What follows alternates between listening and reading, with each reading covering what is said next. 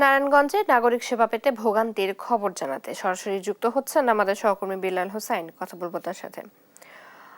বিল্লাল, সমস্যা নিরসনে সংশ্লিষ্ট কর্তৃপক্ষ কোনো পদক্ষেপ নিচ্ছে কিনা, কি অবস্থা এখন জানাবেন বিস্তারিত। চৈতি, আপনাকে আসলে শুরুতেই বলতে হয় যে এই নারায়ণগঞ্জ সিটি কর্পোরেশনে যে জনপ্রতিনিধি ছিল তাদেরকে অপসারণের পর এখন কিন্তু এই পুরো ২৭টি ওয়ার্ডের মধ্যে যে ২০ লাখের অধিক হোল্ডিং বাসিন্দা রয়েছে তাদের যে সেবা প্রাপ্তির কথা সেটি কিন্তু তারা এখন পরিপূর্ণভাবেই পাচ্ছে না। অর্থাৎ সিটি কর্পোরেশন থেকে যে জন্ম নিবন্ধন, মৃত্যু নিবন্ধন সহ বিভিন্ন ধরনের সনদ পাওয়ার কথা, সেই সনদ পেতে গেলে কিন্তু এই স্থানীয় বাসিন্দাদেরকে আসলে নানা ধরনের ভোগান্তি এবং হয়রানির শিকার হতে হচ্ছে। ওয়ার্ড সচিবদের কার্যালয় থেকে সিটি কর্পোরেশনের পর্যন্ত যারাই আসলে সেবা দিচ্ছেন তারা কিন্তু এই সিটি কর্পোরেশনের বিভিন্ন বিভাগের কর্মকর্তা। ফলে সেই কর্মকর্তাদের যে নির্ধারিত দায়িত্ব রয়েছে সেই দায়িত্বের বাইরে গিয়ে আসলে এই সেবাটি যারা স্থানীয় বাসিন্দা তাদেরকে দিতে হচ্ছে। ফলে এই কর্মকর্তারাও যেমনি বাড়তি একটি চাপ নিচ্ছেন, তেমনি যারা স্থানীয় বাসিন্দা রয়েছেন তারাও কিন্তু যে পরিপূর্ণ সেবাটি সেই সেবাটি তারা পাচ্ছেন না।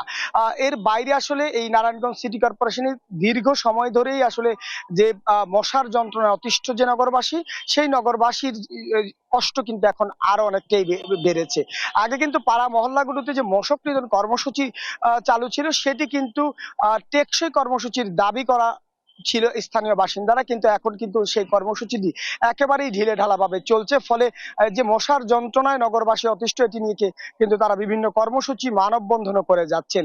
এছাড়া এই নারায়ণগঞ্জের সবচেয়ে বড় যে সমস্যা, চাষারা থেকে এই নিতাইগঞ্জ পর্যন্ত দীর্ঘ যানজটে কিন্তু নগরবাসীর যে যানজটে যেমন পরিস্থিতি কিন্তু হয়েছে।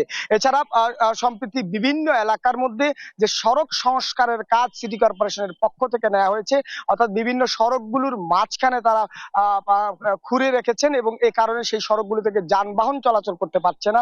ফলে যে বাড়তি চাপ মূল সড়কে, সেটির কারণে কিন্তু মানুষের এক ধরনের আসলে ভোগান্তি সেটি কিন্তু সৃষ্টি রয়েছে।